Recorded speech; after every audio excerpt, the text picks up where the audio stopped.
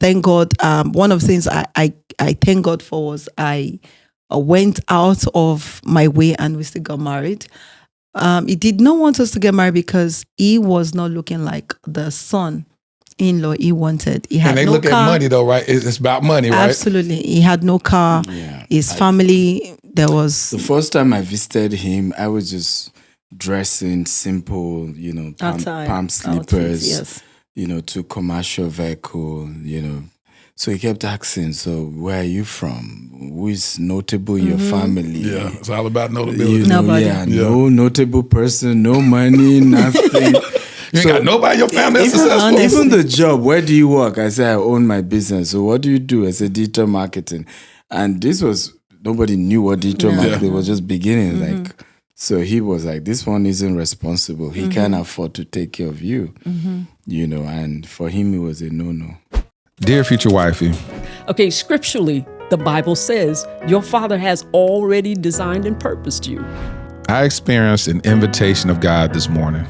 So you got to become an elite decision maker. Elite decision maker. He said, because you are one fleshly decision away from losing it all. Etched in my mind is what true submission to Christ looks like. I gotta maintain that secret connection I have with God. I'm so full and don't want to belabor this letter.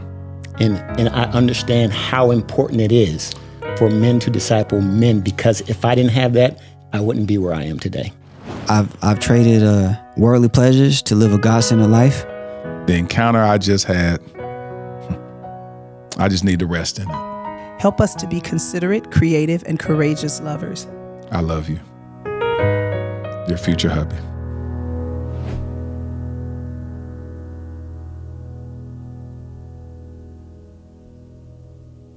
Welcome to the Dear Future Wifey Podcast. I'm your host, Lateris R. Whitfield. Listen, are you still shacking up with us?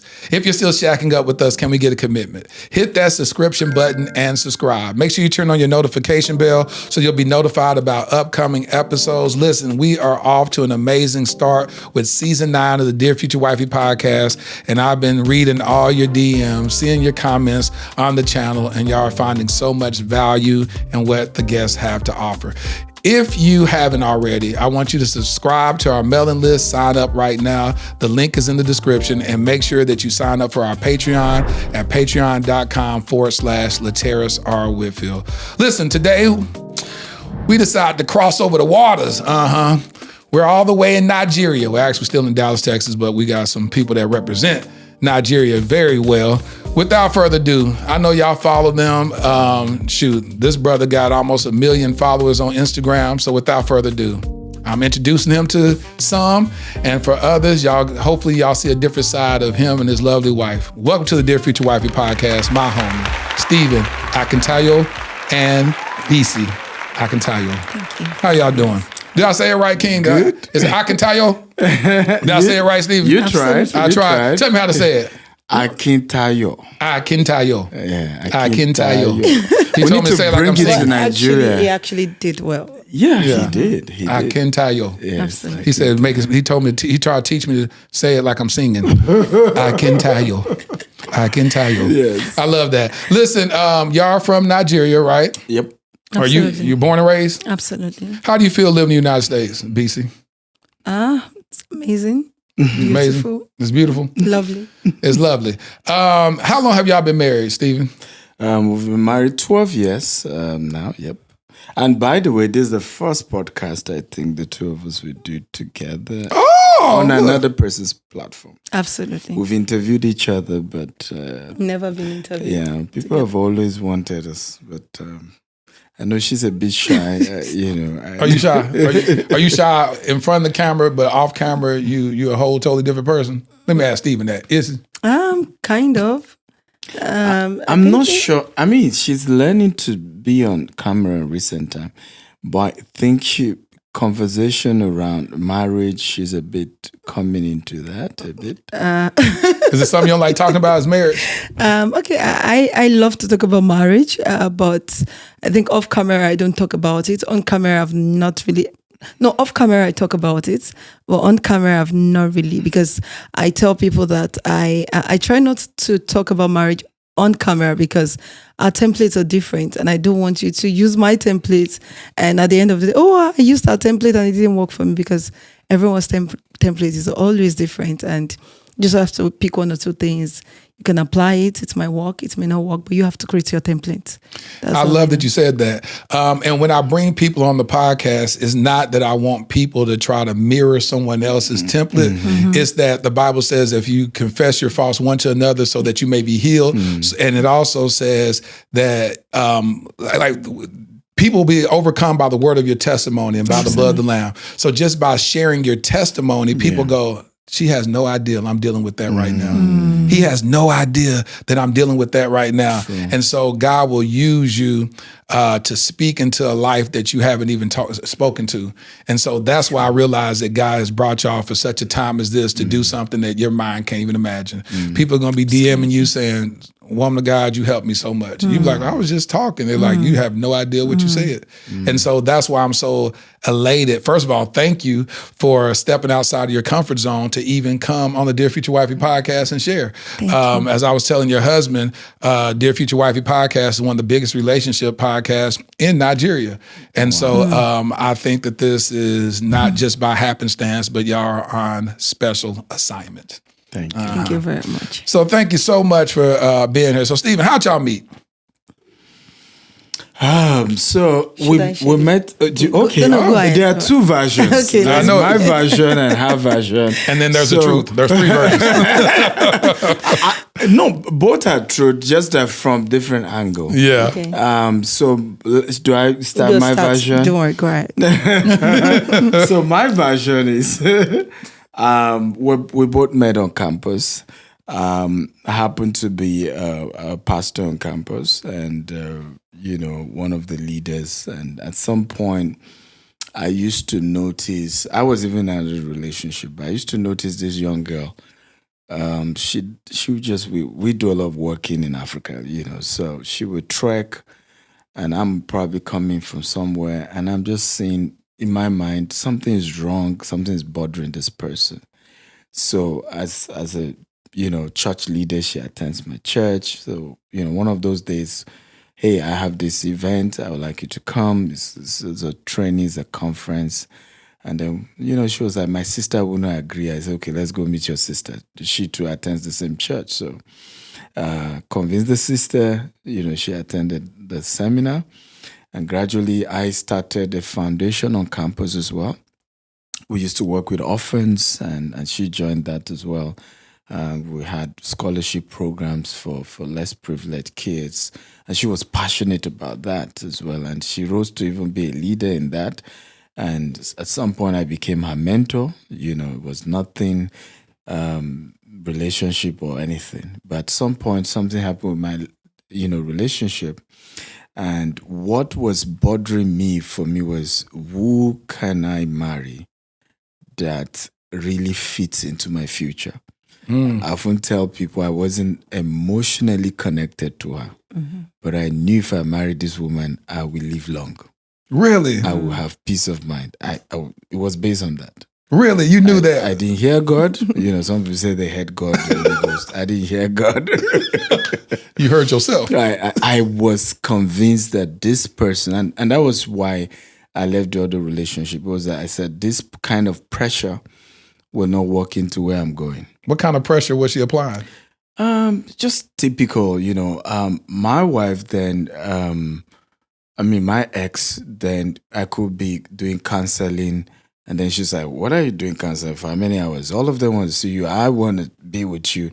And I knew I was going to build a global empire. You knew that back then? I knew. I did a 50-year goal plan. 50 years? 50.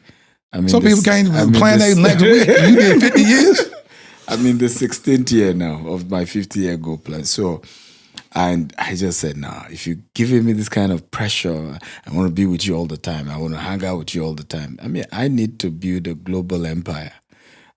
So I then said, who is in my life right now that fits into where I'm going? And she was the picture. And I had a few friends, they agreed. They said, this person fits into who you are, what you're doing, where you're going.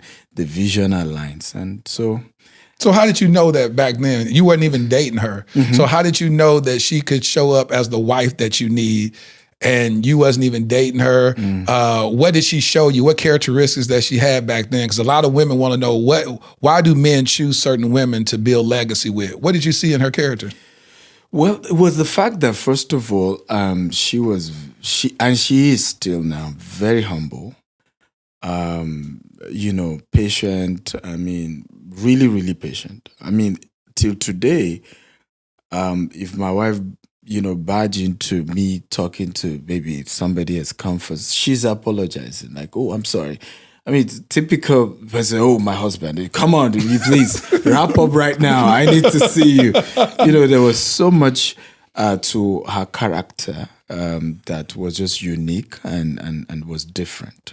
And for me, of course, there's no perfect man, no perfect woman. Absolutely. But for me, it was that I was too sure with this kind of attitude, where you're patient. And it really played out when we got married, because at some point my business crashed. At some point, even she advised me to go get a job. But assuming I was with somebody else, they would have pressured me into quitting my vision. That's good. Because when she said, maybe you want to get a job, I said, can you just give me some time? Good. I promise you, this thing will work.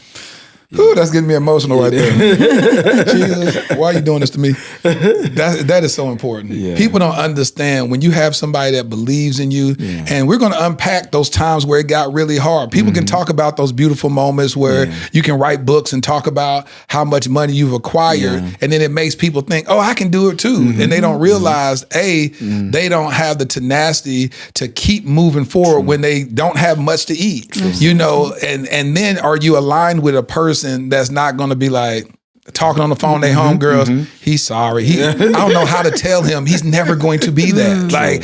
He just needs to give this alone and give this up and get a job. We ain't had a vacation in 5 years. And then start telling you about everything that y'all haven't had instead of dreaming with you and when we make it, we'd be able to buy a whole island if we want to. Absolutely. And you getting hyped up and you like, well, shoot, I don't want to let her down. I gotta, in the moment that you can't encourage yourself, that you hear that beautiful woman speaking life into you, speaking to the king in you, that makes you elevate. That's what I want to unpack. And so you said there was moments that you felt like, no, we're going to go back. So then you fantasized and said, this is a woman I believe that I can build a global empire with. This is a person that I can build legacy with. And then how did you relay that to her?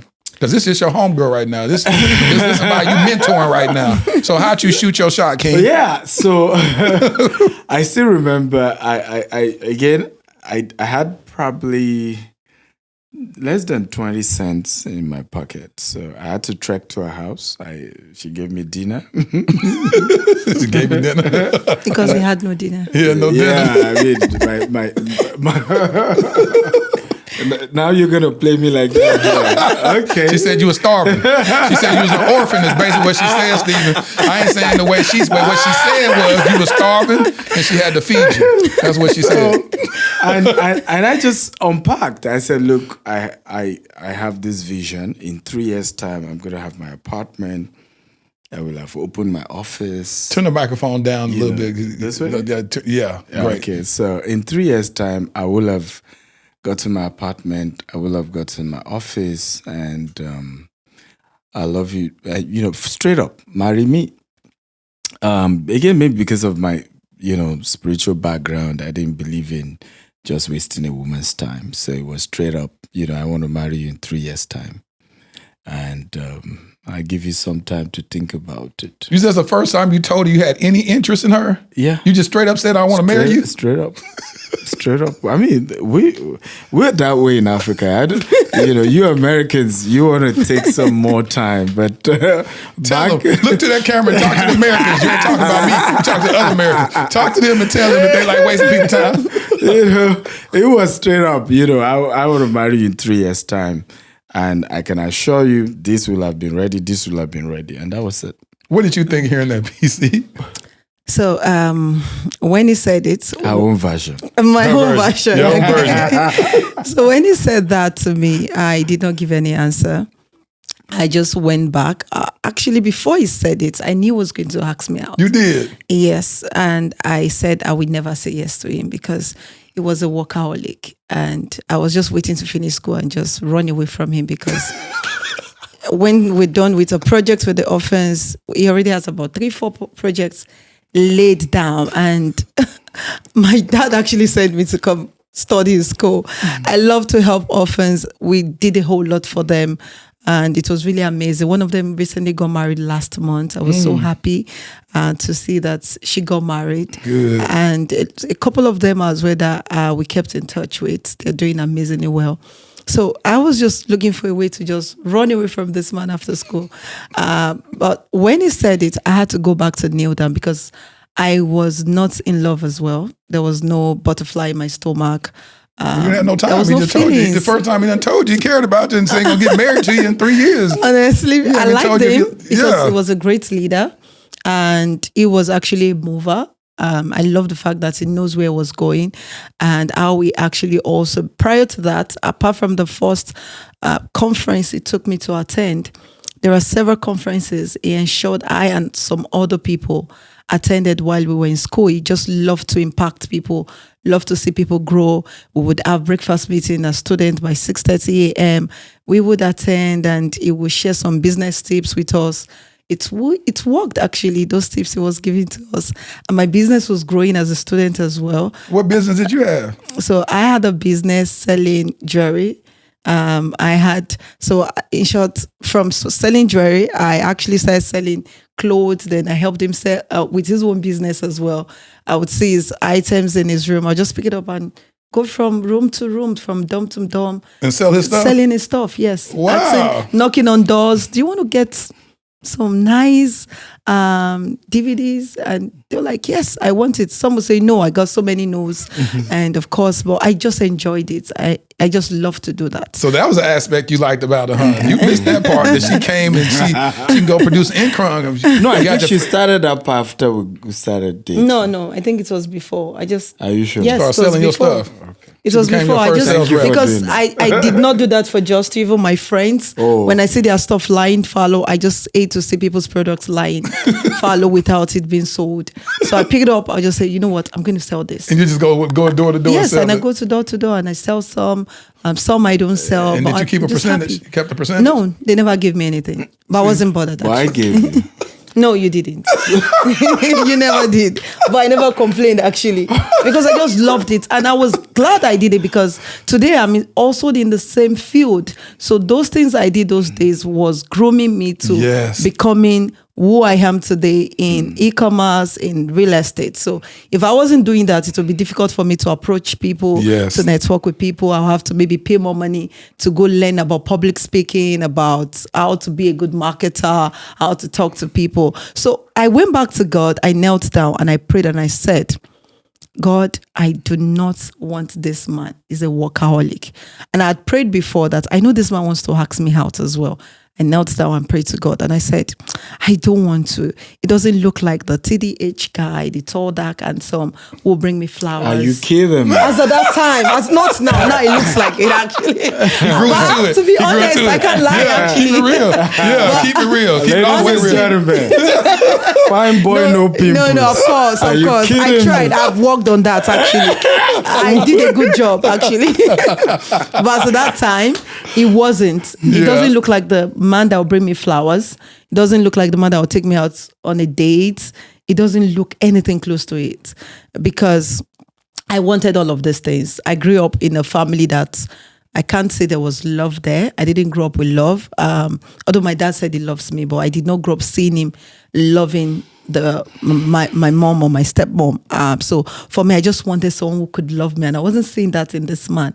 It was so much of a workaholic. So, but when I prayed, I heard God saying, not God was speaking, saying to me to go ahead. I had an inner peace, and I had a voice. I can't really say it was 100% God, but at that time I knew I was hearing a voice to say to me to go ahead. I did not love him.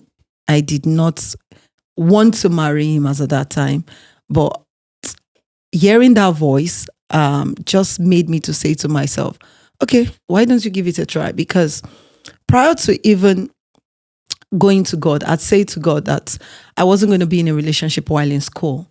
I wanted to do well in school. I felt relationship was a distraction. How old were you when you say in school? How old were you during that when time? when we started dating? Yeah, when you were saying that I don't want to be married. Oh, how old was I? I was 16 when I made that plan. Or when I made that vow that when I get to school, I wasn't going to date anyone. I was just going to focus on my studies and come out strong. At this point, when you were praying whether to date me or not, how old were you? How were you there? As at that time, we started dating when I was 19. So I was going to turn 20. So we started dating. Are you sure? Yes, in my second year. Because we married. You were 23 when we got married. Yes, but I was going to my second 3 year. years, so you were 20. I was going to 20. Okay. Go ahead. You're about to turn 20. Yes, I was about to turn 20. So you're 20 years old. I got you younger. He got you. You got a little younger. So for me, it was, and why I did not also want to date. And one of the things for him that he really did before we even started dating was I never wanted to get married. So that was. You never wanted to get married at all? No. I hate marriage. I hate the weddings. I hate everything that has to do with relationship because I'm from a home that I never saw love, like I said.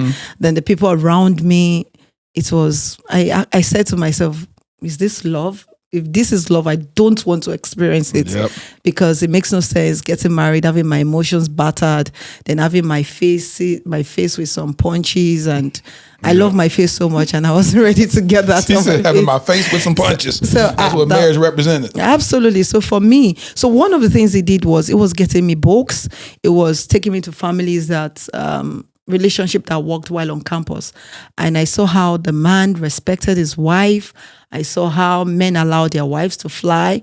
Then I intentionally moved close to couples who were older, not younger. And I saw respect. I saw genuine love. So all of this actually now reframed my mindset that you could be married and fly. You could be married and you can have the best of your life and your husband is having the best of his life. And the fact that my parents' marriage failed doesn't mean that my marriage was going to fail as well. So for me, I finally said yes to him. How long did you take? It didn't take time because he didn't give me time. So he was just direct. 24 hours. I want the response fast. By the way, she was the only woman I gave enough time to give reply. Typically, Are you sure? You give me answers immediately. Yeah. So, and I told her that. So what was time? How long did you give her? The next day? Maybe a week or so. Oh, really? But I told her, I said, a few days later. Yes, I told her, I said, I mean, I will give you time, but typically I get my answers. I mean, you should have known since we've known each other for a while. But she said the most of the time she known you had a girlfriend. Yes, and he had a girlfriend. So I was even angry with him. He ended the relationship with her. So it was strange for me. Even when we started dating, he would sit there, I would sit here. It was what should we be talking about? I don't understand what we should be doing because this is somebody who has been my mentor. I never thought of being in a relationship with him. So it was really strange. I was so stiff in the relationship. In short, I think at the point I almost broke up with you. I don't know. You asked us to break up. Because you were so uncomfortable. Yes, it was so strange at some point because I couldn't understand what we were doing in the relationship. And like I said, he only bought me flowers just once. Can you imagine? Just once. Got me, and he bought me bar soap. Bar soap? Yes, as a gift. You bought me bar soap, remember? You bought me bar soap as a gift. Did you ever tell him you wanted flowers? Cut the tape. You got me bar soap. Cut the tape. You can imagine welcome to our marriage counseling. This is our first marriage counseling episode. This is going to be a little therapy we're going to do here. He bought me bar soap. So Steven, so you bought a bottle. Did you ever know that she wanted flowers? Let's talk, King. Did she ever express to you what she wanted? I never did. See, and that's the thing about it. What happens is people get married or start dating with expectations that they didn't communicate to the other person. Absolutely. And then they have an expectation. And when someone fails to meet that expectation, they go, see, I should have never done this. Just tell me what you need. And then see if I'm willing to give. Absolutely. And that's what's so bad about it, because you see that in so many marriages or dating relationships, instead of saying, and women have this idea, theology. Well, if he the right one, he should know. Yeah, Jesus know. That's the only person that can read your mind. I cannot read your mind.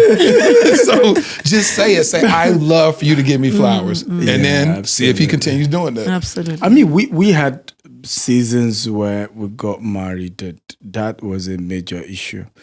I mean, I tell people my first 2 weeks being a married man was one of the most miserable seasons of my life. The first 2 weeks. You said 2 weeks? Don't go there.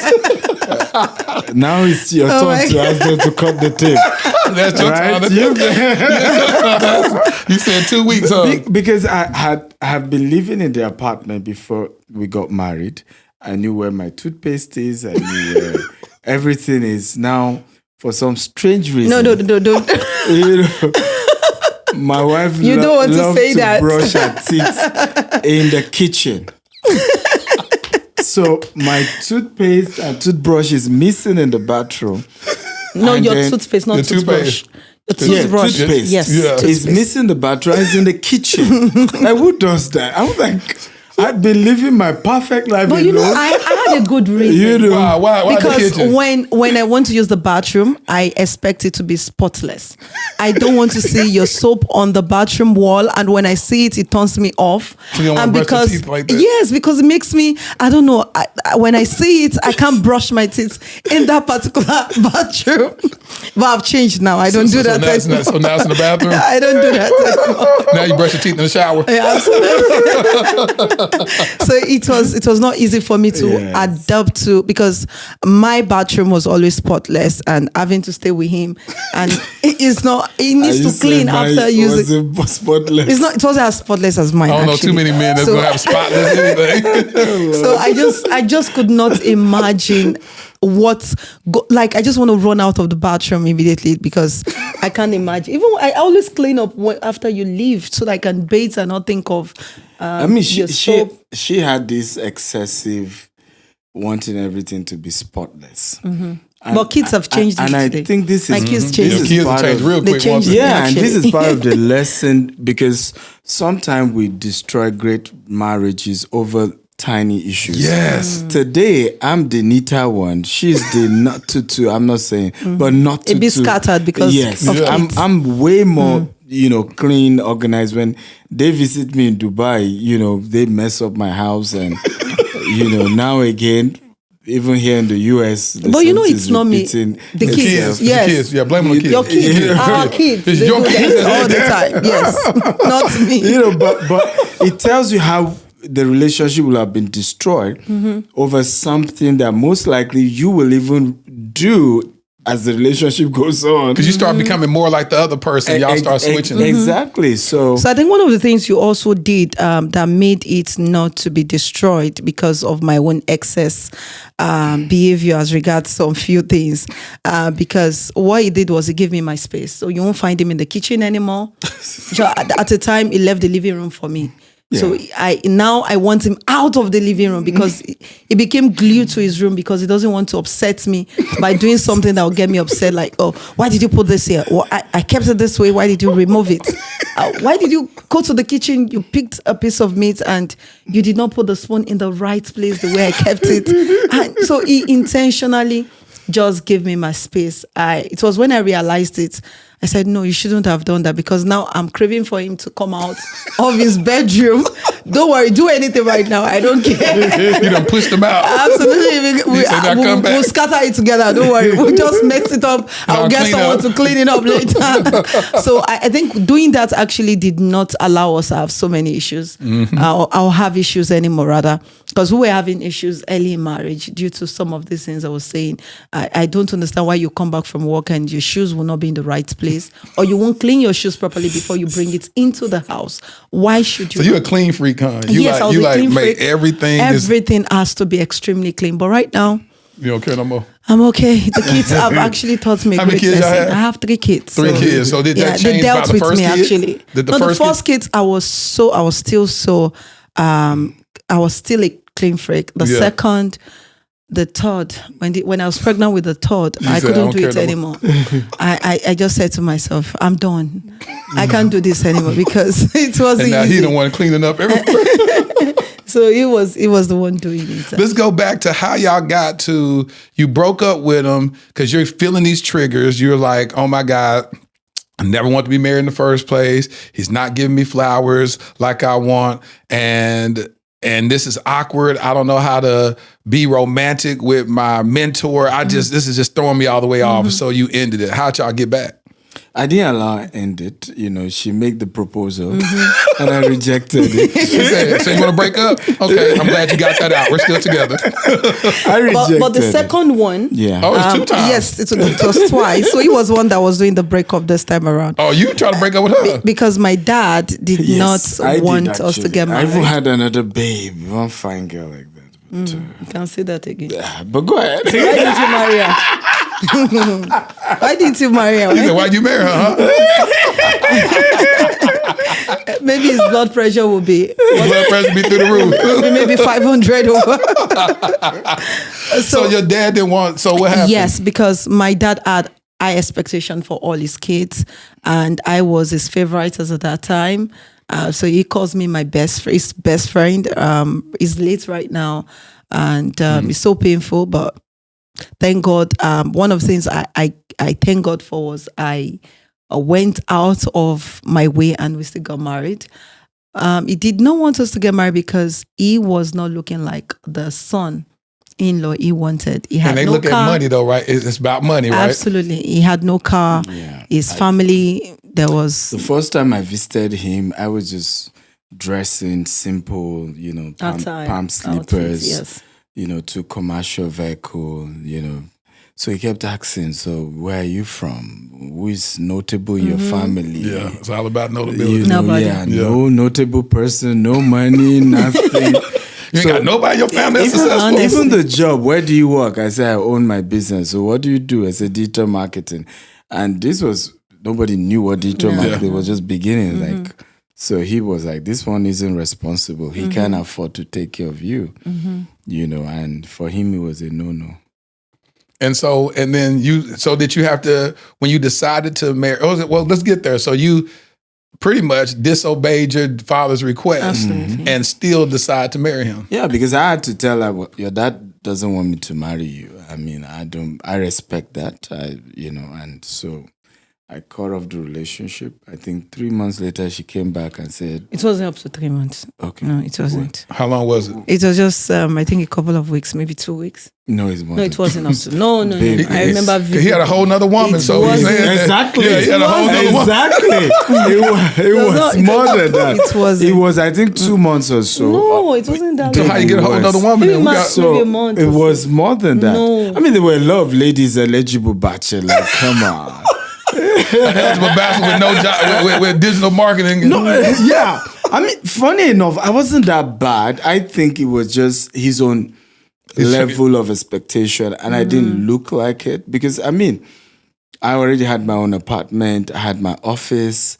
Yes, it was still upcoming, because I prioritized. Even then, if I had wanted to buy a car, I could have, but I prioritized opening a good office, having a good structure above having a car. And then, they look at the outward, the car, the this. So he was judging me based on that. And so I had to say, let's end it. So I think she came back. So I want to know, based on your custom. Yeah. So basically, if the father says, hey, you don't have my blessing. Yes. As a man, you're supposed to say, I don't have the respect of your father to marry you? Absolutely. I mean, it's the right thing to do because, I mean, you will also have daughters one day. Yeah. You want to respect his wishes. But she came back and said she's convinced other members of the family. Okay. Except for the dad. Her mom was on board. A couple of other people were on board. Our dad's older sister was on board. It was almost everybody was okay except the dad. And she wanted us to continue. And, it was tough because at that point, my own family were not ready anymore. They were like, if the dad say no, then what are you doing? So, again, to convince my own family member, a day to our wedding, I had to go to my family house, inform all my siblings that if you don't want to come for the wedding, no crime. I'm the one getting married. Whatever happened in the marriage, I'm not going to come knock at your door and complain to you. I'm going ahead with this. If you guys say you're not coming, that's okay.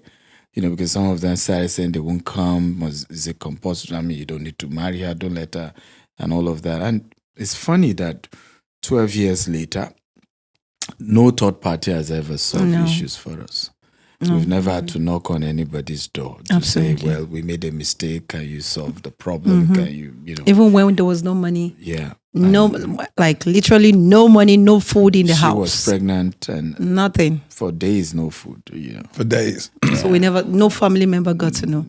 Let me ask you this. When you met the father that first time, was that the official knock at the door? Yes. And I think because I met her mom's best friend. So our best friend also had similar issues. She wanted to get married immediately after college. And, the mom said no. So it was her dad who persuaded the mom to accept and even brought gifts for the wedding. Yeah. Literally took over the wedding. So when she met me, so she then said, when I said, look, I'm ready, let's get married, said my dad wouldn't. I can't even tell my dad, but my best friend mom, I can take you to her. So we visited her. She now said, no, I mean, what he helped me with this kind of situation. Yeah. I can't have his daughter having the same thing and not help. So she was the one that took me to him.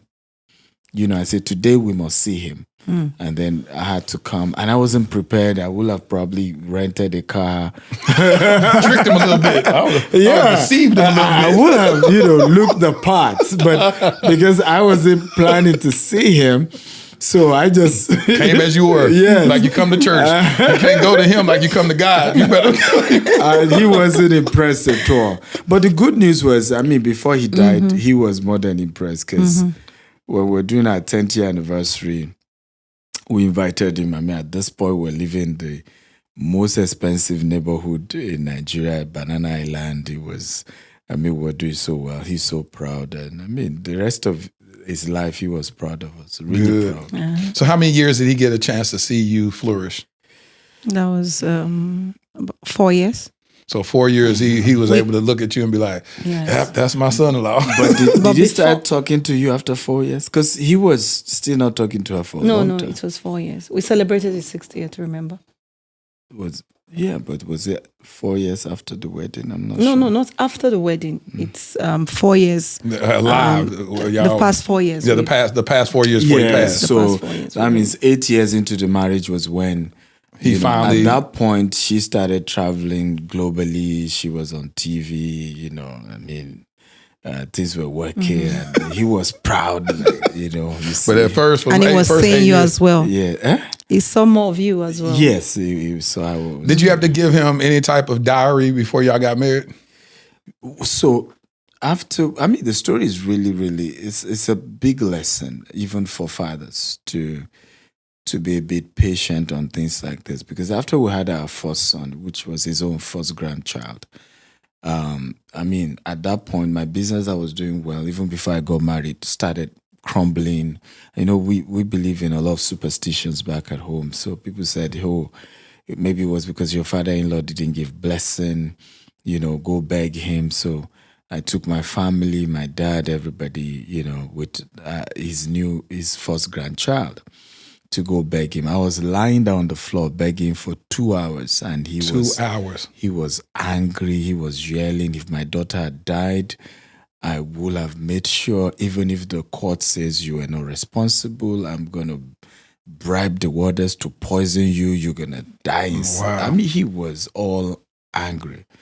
And we kept begging, and so at that point, he still didn't accept. And so I remember when my pastor said to me, you've done the right thing. Yeah. Right. At this point, just move on. Yeah. And I can assure you, God will bless your home.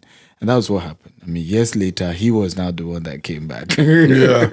That's beautiful. And I'm glad, and thank you for sharing that, because I know certain stuff like that is very difficult to share, especially in his demise by him being, he's not amongst us anymore. Yeah. And then to be able to share that in front of his daughter and not feel like you're attacking him per se. I know it's an uncomfortable thing. So just thank y'all for being present, because it taught me a lot too about the custom, about what y'all come from, how much honor is important in the Nigerian culture. And so, and unfortunately, in a lot of American, especially African-American women's lives, those that don't have a father present, they can't even understand what you're talking about. Yeah, they be like, shoot, I don't care if my dad don't care. All right, I ain't talk to him. He wasn't there for me since I was born, so it don't matter. But it's good to know the role of a father and that he honors his daughter so much and she honors her father. But when it comes in a way of love and based upon them, it's not, in your culture, it's not about love. It's based upon provision, you know, and honor. And like you said, does he have any people of noble people in their family? Yeah. Because it's based upon the optics of it all. And that's why the marriages last longer. You know, because you're not just, I mean, I incidentally, my friend is out there, the same thing, he's been married for 31 years. 31 years. And I was like, how did you guys meet? He said, well, parents had common friends and then they introduced us and that's it. He's like, all right, y'all get married. He's like, all right, I don't like, I ain't attracted to, I ain't attracted to him. We're going to get married and make the best out of it. And he's 31 years, but from our perspective, that there's so much support system. Yes. You know, even when they had their children, his own parents were around to help raise the kids, our own parents were around. And those things help, you know, to manage the period of crisis when you guys are still understanding each other.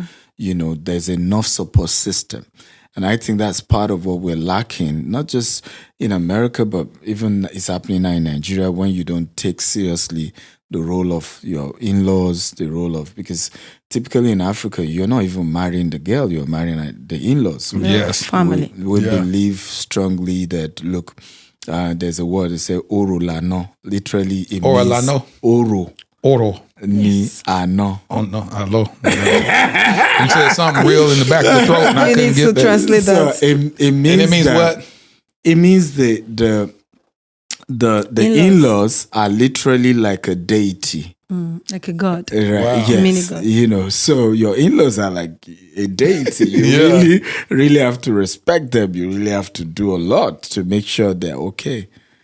And don't typically, like when you have a kid, that your in-laws, you know, the mother could come live with y'all for about, you know, a year or whatnot to get you on your feet or whatnot. Is that a thing? Yeah, it's a thing. I mean, if It depends. It could be 41 days, yes, maybe 3 months. You said what, 41 days? So for some, 41 days. Like for some, 3 months. Yeah, if you have a new baby, so either party's parent comes around. Did y'all do that? Yes. Okay. Yes. Because I know you said y'all were struggling financially when the baby was born and she wasn't eating. But y'all tell my nobody? mom did not stay with us for 41 days. No, she just stayed for a few days and she left. Not for 41 days. She stayed for a few days, and so she didn't see the struggle. No, she didn't. And y'all were too prideful to tell her. And not prideful. We just had the agreement. It was just the dignity. We had an agreement that nothing goes out of this home. Yeah. And because personally, I was so young, I was just 23 when we got married, but I had surrounded my life, myself, even till date, with marriages that were working, older marriages. And none of them told me, or did I see any of them going out of the home to have a third party come in. I have a very close, one of my adopted moms in my life. She's the one bringing in the money to the family. She sent her 2 kids to one of the best schools back in Nigeria. Yet, she would honor her husband as if her husband is the one bringing the money in the home. The way she talks to him, sometimes the way she takes her husband to travel outside Nigeria with her money. Yeah. But never for once did I see her disrespect her husband. So those things made me realize that I have to honor. Then I also had to look keenly into some families as well who honor their pastors more than they honor their spouse. And I said to myself, I don't want to do this. If I cannot honor my husband, then I won't honor my pastor, because I see that my husband is the head of the home. So if I would respect my pastor, I should give my husband more honor than my pastor, because this is the pastor, the priest. That's what the Bible says. He is the priest over my home. You better preach, Bisi. So I said to myself, if I do not honor this man, and the way I carry this man as well, will be the way my family and my friends will carry him. So I intentionally do not want to tell my parents what we're going through, because I know if I do, they would talk to my husband in a rude way that he cannot provide for me and our son as at that time, and the people around me as well. So intentionally, when we were going through tough time, when we wanted to have our first child, we did not even have money for the antenatal. I did not even have money for the delivery items to take to the hospital. And the first clothes I ever had, baby clothes, was the one my mom bought and said, you know what, I saw this nice piece of clothes and just add it to what you've bought. I did not tell her I've not bought anything. And I was almost 9 months due. I was 8 months plus. And I said, oh, thank you so much. That was what my son wore for his naming. Because I had to, in the hospital, it was 2. He won one in the hospital, the other one in the naming. Then I had to, I think I got some money. I think less than, it was up to $10. I went to pick some clothes that were fairly used. And I bought that for my kids. I washed them, I anointed them, and that was what I wore for him. But because I'd learned from these older couples, and that's the problem we're having today. A lot of people surround their lives with marriages that are vague, marriages that are not working, social media marriages. They want to pattern their life around such marriages. Whereas you're supposed to look at marriages that are working, older marriages, people like that, have them around your life. Let them be your mentor. Let them be your guide. Marriages are never smooth. It's never a bed of roses. I was never this way when we got married. I was boring. I was not fun to be with. But I was waiting for him to also change, forgetting that I need to change myself. So I needed him to do so many things. I needed him to confess to me that he loves me, because he doesn't know how to confess it, that he loves me. But I did not even know how to communicate this, even though communication was one of the major things we said we're going to do in the home. So one of the things I had to do was to now begin to learn how temperament has to do with marriage, because I was a flag male and he is a male call. Now his choleric your choleric has dominated your male. Like you said, I used to feel his choleric was on the high side. So for me, I had to learn about my temperament, his temperament. Now, how does his temperament affect the marriage? How does mine affect the marriage? And I discovered that when I began to switch from my temperament, and at first I was faking it, then later I became real. So I was faking to be the loving, the charming. Now let's do this. I'll jump on him. You need to carry me. You need to do this. You need to say that. You need to tell me tell me you love me. I'll say to him, say, I love you, babe. You know, sometimes I'll dress and people will say, you look good. And my husband will just look at me, just smile. You will say, I look good. I'll go to him and say, tell me. That will hurt me. Yeah. Because other people are telling me I look good, but my husband isn't saying this. Yeah. So I'll go to him, tell me I am beautiful. Tell me I look good, that my outfit is good. Now, before I began to do this, I'll also say to him, you are so handsome. Good. Wow, look at. Good. I don't want to say all the things I say to him. Those are private talks. Yeah, you talking nasty to him. That's what you're doing, being nasty. You were talking nasty to him. That's what you're supposed to be. That's why y'all made it 12 years. There you go. That's why Steve is sitting back looking at you while you talking like that. He looking like this. Look at him. Getting him all turned on over there. I see you, King. That's your wife. That's right. Talking about she's shy. She don't want to talk. She talking now. She talking now. Look at her. Look at her. You just sit back looking at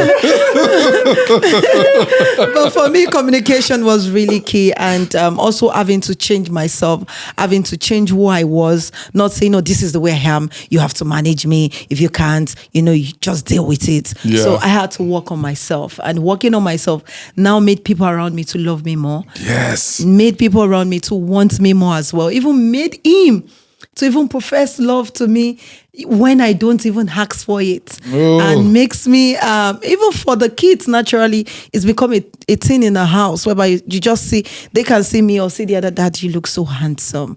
Oh my God, my dad, you are this. The kids say that? Yeah, they do say that to us. Mommy, you are the most beautiful woman I have ever said that. I'll say, I hope you don't want something with what you say. But of course, also having older people in my life really was the game changer for me. And up to this very moment, when I see any marriage that is working, they are older couples, I want to hang around them. Yes. I want to have them in my life. I want to learn the principles that has made their marriage to work, because I want to be married for the next 50 years. Yeah. I don't want my marriage to be a social media marriage. When I have issues, I'm going on social media, because social media didn't bring us together. Teach. So I don't want social media to now be the judge of my marriage. Come on. Yes. So for me, You see why I'm married? Yeah, there it is. End of discussion. And I would say women should do the same. Even That's men, real. if you want to have a long-lasting marriage, there's no perfect marriage. There's no a marriage that is written is like the one you read in the novel, or like the Cinderella, or the home videos, or the fake one you see on social media, holding hands, going for dinner, and the next thing you hear is they filed for a divorce. Yep. So if you want to have a long-lasting relationship, marriage, one of the things I did, or we did rather, is we read books, we attend marriage seminars together, and we also have other couples in our lives whose marriages are working. Yes. And we don't go to them for advice, but we just pick things and add it to our templates and make it work for us. But she said she didn't want to talk. You said she's shy. I'm impressed, man. Man, let me tell you Keep something. talking. Then there's something else about him which I love so much, is the fact that he is not actually threatened by my success. So if I'm the one more successful today, my husband we'll spend the money together. We're all fine. Yes. So he's not threatened. And that's one of the things I believe every woman should look out for, especially if a choleric woman who is a go-getter, or even if you're not a choleric woman, if you're a go-getter, never marry someone who is threatened by your success. That's real. So as long as I am successful, it's fine. He sometimes he would tell me I'm not doing enough. Let me ask you this though, Dr. Stephen. If she was more successful than you, would that intimidate you? No, and it came from the place of knowledge. I read a book by the late Miles Monroe. Yes. The Power and Purpose of Women and the Power and Purpose of Men. And the book opened me up to the fact that of all the 6-7 things a man needs to be to a woman, money is actually the least. You know, Teach. You know, money is actually the least. You know, But money makes the love sweeter. It makes love sweeter. Yes, it does, and money is very important. I'm not underrating that. I mean, in our marriage, with more money, it is helped the marriage to be more enjoyable. It's make it so much fun. Even this morning, we woke up in a beautiful place with a lake view and all of that on our way here, and beautiful. So it helps, but knowing that that's not just what makes you you. You know, you need to be a priest. You need to be a protector. You know, and so many other roles that are there. So for me, I'm not intimidated by, you know, in fact, my ex was way ahead of me career-wise. She was older. But that book had helped me to learn to handle my relationship in a way that I'm excited for the success. Our success is my success. My success is our success. Exactly. And yeah. My question to you, Dr. Stephen, is this. Because a lot of women complain about hearing compliments from everybody else other than their lover. Why do you think that was with you? Well, I think it's personality type. And like she's saying, I mean, some of us who are either melancholy, choleric, or choleric melancholy find it difficult to express love. Yeah. Right? And even though we will die for that woman. Yep. You know, I remember when I got married, one of the most painful things she ever said to me was, "You don't love me." This was just a few weeks after we got married. And I was so hot because I literally fought everybody in my house to marry you. Yeah. I mean, I went to 1,000 oceans. And then you say, "I don't love you." Like, what are you talking about? But obviously what she meant was, I don't feel love right now. Yep. You know, not that you don't love me, right? But that's personality type playing out, because I love by doing things, right? Meanwhile, she wants to be loved by words. Yep. You know, words of affirmation. Love language. So that's where the 5 love languages come in. She's saying you can go provide, you can go buy a big old house, you can buy diamond rings, a Bentley, Rolls Royce, and an airplane. And she'd be like, say you love me. Exactly. Girl, you see what I gave you? That means nothing I've to me. said the love with what I sent it. You went to Chanel, I sent it. No, you didn't say it. Yeah. You could have saved all this money as you just said you love me. Absolutely, I agree. So it's a personality thing, and I've seen so many marriages fall apart just based on personality types. Yep. And I don't think you need to cut the relationship because you have different personalities. You just really need to know even the different personalities is an edge, is an advantage. Yes. I'm the, for example, the spender. I'm the go take risk, start a business. She's the conservative. We need to look at this well. And if you then understand that it's two strengths that is needed to keep things going. Yep. We all can't face the same direction. Yep. I've seen marriages crash because the two parties are go-getters. Yep. And then nobody's helping to take care of the house. The Yep. kids are suffering. And so your differences is an advantage. It's not a weakness. My good friend Kariga Bailey said differences aren't deficits. And I never forgot that. I like that. Shout out to Kariga. Yeah. He was on the episode first season. He said differences aren't deficits because we also look at it like that. You'll look at a relationship and then look at it like, oh, it's something wrong because you're not like me. Exactly. And be like, no, the fact that you're a go-getter and a visionary that can go make money and then she can sit there and be like, now we can go ahead and save some money and do this. She gets the best of both worlds. You get the best of both worlds. You go and make it, dream. She gets to go and build the nest egg and take care of the family. And she also she has business acumen as well. So it's like it's the blend of the beauty. But that's like you said, people not realizing that would cause the demise of the marriage. They'd be like, well, I need you to be like me. I would have never done that. They'd be like, but God didn't make you marry you. And if you wanted to marry you, you should have stayed single. Exactly. Absolutely. And one of the things I've always reiterated is, and I think this is very, very important if you look at it, that you cannot change your spouse. That part. You only can change you. She said that at the beginning. She said she kept trying to make you exactly. And I see this oftentimes. I tried that as well. And after, I think at the third year, I said, you know what? I'm done. Yeah. I'm going to make me better. And you were going to enjoy your life. So whether I like it or not. Yes. And he wants me to travel with him. I'll say, no, I'm not going. Let's keep the money. No, let's save the money. Let's use the money for something else. Why should we waste the money to go travel? Oh, that's why you said you was boring. You said you was a boring person to be around. You said I was a boring person to be around. I was boring actually. I was a boring person. I was very adventurous. I want to see the world. And then no, you stay at home, see me, look at me. I'm enough. He's like, I can see you in Dubai. So exactly.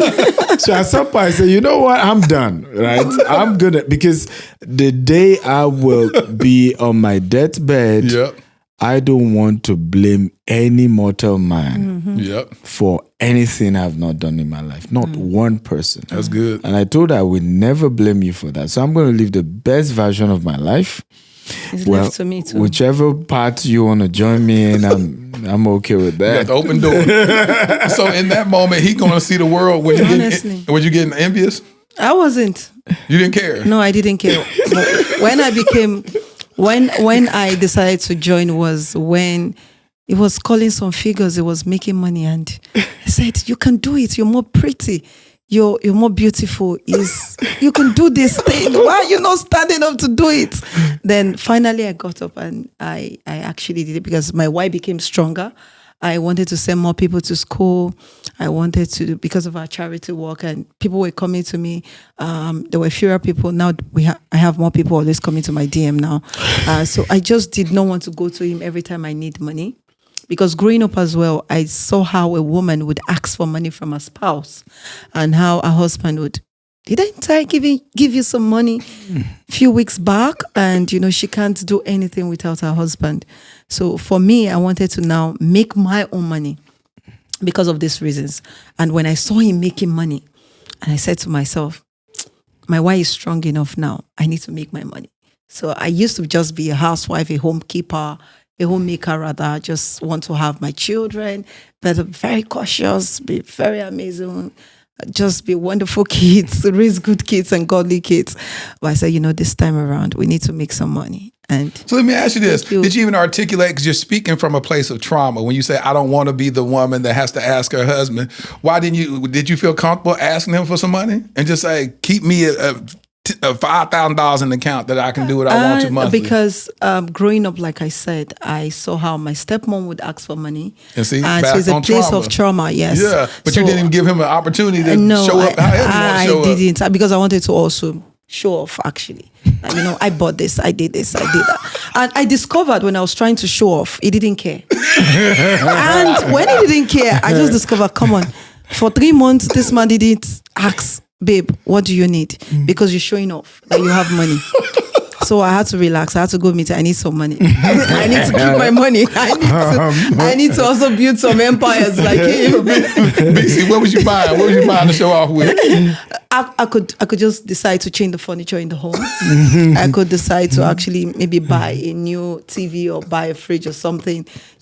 I could decide to change the room decor. And you just do that, and he'll come home and be like, and keep on going. Yes, so just keep, nice. I love it. Oh, we need to bring more guests into the house to come, and that's all. And they won't say, how much did you even spend? Let me just give you half of it. So I stopped showing off, and I'm not going to show off again. Dr. Steve, you didn't care. You didn't care. He didn't care. So I told myself I have to. Even the home front, I'll just do everything, buy groceries, not asking for a dime for 3 months. And he traveled. Normally I would, babe, my account has not been credited. Oh, I'm sorry, I forgot. But this time around, he forgot. I did not remind him. I was enjoying my life. I was feeling like a big girl. I have my money now, making good money, and he's also enjoying himself. But I said, you know what? At this point, and he will say what? Oh, independent housewife. Oh, you're a big girl now. How you say, Stephen? Independent housewife?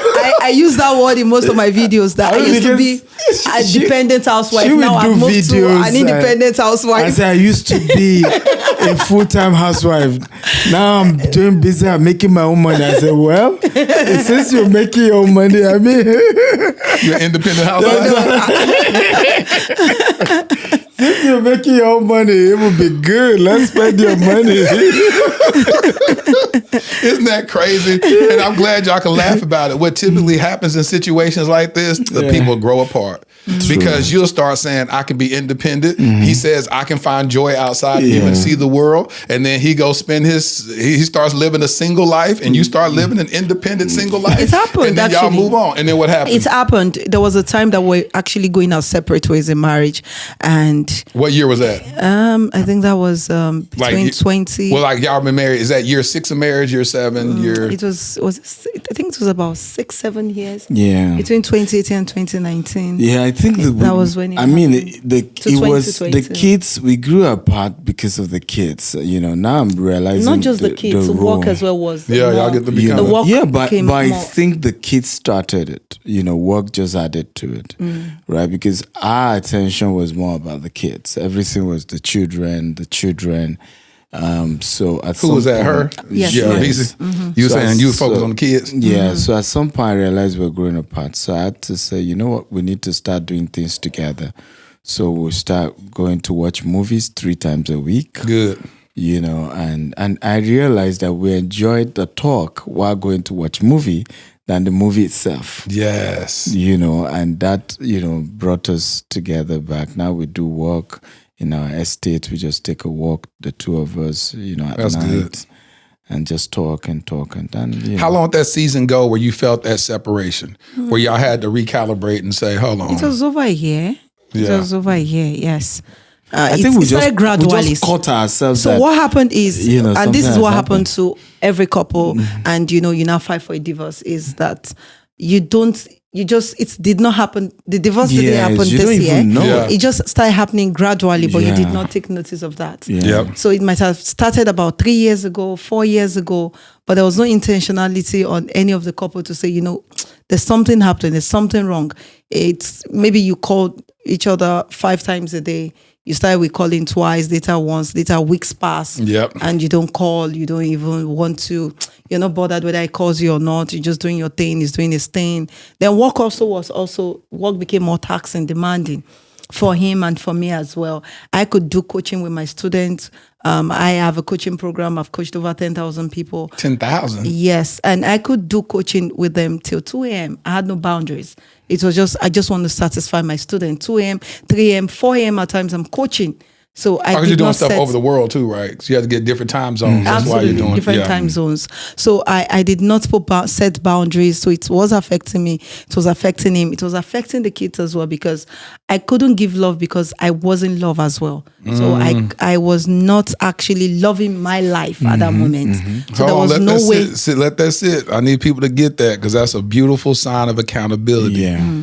Because you rarely hear a mother articulate what you just did. And I don't want that going over people's heads because he talked about how much you prioritize the kids, but you said I couldn't even love them. What looks like love could be prioritization, taking care of them, but you say, I don't know how to give them what wasn't given to me. Absolutely. And so I just wanted that to resonate with people because in his mind, he may think, oh, she loves our kids. She's always there for them. But you're articulating, I know how to love these kids. I know how to be there for them. I know how to provide and take care of them. But I don't know how to love them. Absolutely. That's powerful. Thank you for sharing that. Continue, please. Thank you. So for me, I had to now deliberately, it was a deliberate action on my part. So every day I would even eat, I'm sure this is the first time you would hear this, because we'd grown so much apart that I wasn't feeling love for my husband. I can't say I was in love with him anymore. I knew we grew into love, but the love just fizzled out. So every day I'll go to the mirror. I'll call his name. Sometimes it might be in the bathroom, in the kitchen, wherever I am. I would actually call his name and say, I love you. That's good. And I love you and you love me and you need me and I need you. That's good. Then I set on my alarm. I'll pray for him. I have different time. I think this is the first time I'm saying this. I have different times whereby I, in the day, every day, I just say a word of prayer for him. So my clock would send me that reminder so I can do that. So intentionally, I kept doing this. Then I'll buy a gift for him. Sometimes he'll buy a gift. Then, of course, he introduced the movie, then the walk as well. And sometimes we do vacation alone. Then another thing he was intentional about was he made sure that I take vacation alone. The first time was a big struggle. How can I leave the kids? Let me tell that story. I have never seen a woman angry with her husband for wanting her to go on vacation alone. It was a big deal for my wife. Like, she was like, I'm not going no vacation. I'm like... What was the first trip? Where were you trying to send her to? Dubai. This was you did the first visa. I did not go. Do you remember? Yeah. The first I even visa, did the visa, got the ticket. She didn't go. Oh, she didn't go? She refused. But now I'll go as many times as possible. You be like, bye. Like, you ain't supposed to go today. We're supposed to go. Discover that these kids, they're going to grow up and they're going to leave me behind. There was a time I was traveling. I said, kids, I'm traveling. I was traveling to Dubai. And kids, I'm traveling. Oh, mom, bye. I said, no, I mean, I'm leaving for weeks. You won't see me. Mommy, I know. Take care. We love you. Bye. I said, are you kidding me? So these were the kids I did not want to leave behind years back. Sorry, I had to cut it. Hey, packing your bags. So I'm like, mommy, want me to help you? I was like, I could see you're stressed. You need time alone. You need to find yourself. So, I mean, at the second attempt, she finally agreed. And I enjoyed it. The first day, she was busy calling us. Are they okay? Their food is here. Their clothes is there. We are fine. But the fourth day, she didn't want to come back again. I want to say this to you, Dr. Stephen. Thank you for loving your queen properly. Thank you. As a man from one man to another, thank you for modeling. Not saying you got everything right, you knew the right words to say, but you're sitting here in a seat of humility, allowing your wife to express. And that was one of her trauma points. Her trauma points growing up was not feeling like a woman had a voice. And you are healing this queen every conversation, being able to stay present, being able to force her out of comfort zone to go take a trip where she doesn't want to, and now allowing her to stretch herself to where now she's saying, I need to go. I need to, because those moments, like pastors do it all the time. They go take sabbaticals for restoration. And the fact that you're able to give, because a lot of men don't have their ego will not allow their wife to go leave, because they be like, What if on one of these vacations she go find her a nice little old foreigner that swoop my wife off her feet? I ain't finna do that. I need somebody to watch her. You know what I'm saying? Oh no, I'm crazy. I ain't finna just pay for her to go see another dude. You know what I'm saying? But you're so the man secure. is definitely insecure. That's the reason. Exactly. And the fact that you're so secure that you like, no, you need this, baby. Because if you go and do this, you're going to come back a better version because you'll be restored. Which My argument to her is that you can't give what you don't have. Absolutely. Teach. You can't claim you love me if you don't love yourself. Teach. You know, you won't even know what love is. You know, Yes. what you claim is love is just, you know, not really love. So my argument is you must live your best life. And I say this to everyone watching. You must discover you. There it is. You must enjoy you. Is when you love you. Because how did I realize she needed a vacation? Because I went for one. And I enjoyed it. I enjoyed being, you know, able to just, you know, refresh myself. I said, no, my wife needs to taste this too. Experience this too. I want to say something too before it just falls on deaf ears, BC. I love the fact that you were so intentional on restoring love in your relationship that you scheduled it, that you made sure that you looked yourself in the mirror. And while you were speaking life into your marriage, you were telling the devil, you have no room in my marriage. Absolutely. You were saying that I Absolutely. love my husband. My husband loves me. I'm going to be intentional about being present in my husband's life. I'm going to do this. You're saying all this stuff. What happens is the Bible says life and death are in the power of the tongue, and they that love it eat the fruit thereof. And so we can talk to our homegirls and homeboys, my wife getting on my nerves, my husband this, I think I married the wrong person. You can give life to that, or you can give life to you and God, and the devil on standby listening. I love my husband. I love my husband. He loves me. And you begin to affirm, because remember, your love language is words of affirmation. So you don't have to wait for somebody. Thank you, Holy Spirit. Thank you, Holy Spirit. Thank you, Holy Spirit. Your words are, your love language is words of affirmation. Instead of waiting on your partner to give you what you need, you can speak to yourself. It's an old song that I remember that says, sometimes I have to encourage myself. It's an old song that we used to sing. And so by you're sitting there saying that, you're encouraging yourself and you're speaking to yourself in the greatest way that you see love in your love language. And so that is so powerful. And I thank you, King, for being able to be present and allow her to say that and not be like, hold on, you had to convince yourself that you love me. You had to, hold on now, all this stuff I was doing, I done did this, I done did. That's the first thing men do. Toxic masculinity will try to tell you what I did for you, which invalidates why you feel the way you feel. Think about it. Hold on, how you gonna tell me you had to convince yourself you love me? I done bought you this, I done got you this, I done got this nice house, put you in the best neighborhood in Nigeria, I done did all this, and you have the audacity to convince yourself that you love me? How disrespectful that is? Ego. Instead of allowing you to be present and be like, this is what he did. He said, thank you, because I got my wife. He's watched other people get divorces. He's watched other people lose legacy behind this. He said, baby, whatever you got to do to keep us together, fight the devil, war with the devil. We wrestle not against flesh and blood, but against principalities in high places. The Bible says one can chase away 1,000 demons, but two can set 10,000 demons to flight. So he clapped his hand and said, come on, baby, keep warring. Keep warring. Keep fighting for our legacy. Keep fighting for our kids. Keep fighting for our marriage. If y'all want to give an offering, y'all can send an offering to me. Exactly. I think Pastor. we're ready in the studio to just give an offering. I agree here at this point. Man, 'cause y'all bless my soul right now. Y'all bless my soul, because a lot of times people see y'all and they see the money, they see the success, they see the businesses, and we ain't spent too much conversation talking about that. Because what truly matters is that none of this would have existed had this not existed. Absolutely. Because y'all are purpose partners. You said it best at the very beginning. You said, I had to think about the woman that I need in order to build what I need to build with. That's not going to be a headache. That's not going to be stressing, talking about, oh, Lord. Like I even asked, I said, that didn't bother you that he was seeing, flying around the world? She's like, no, I didn't care. Oh, be with a different woman. Oh, be with a different woman, and you get on a flight without her and see what happens. See if you come back and you got access to your house. Like, where's my key? I know this the key to my house. What happened? She gone. Or you come home and the whole house empty. And you like, where is my wife? You're talking about, oh, no, you wasn't worried about me when you flew off to Dubai, did you? I'm gone. And I'm taking half. So you have all that type of stuff, but God gave you the right woman. That's the reason why I'm so encouraged, is because you didn't have nothing. This is not a tale of somebody that, he had all this money and everybody was in agreement. Because a lot of times we think that if God is a part of it, every man has to be in agreement.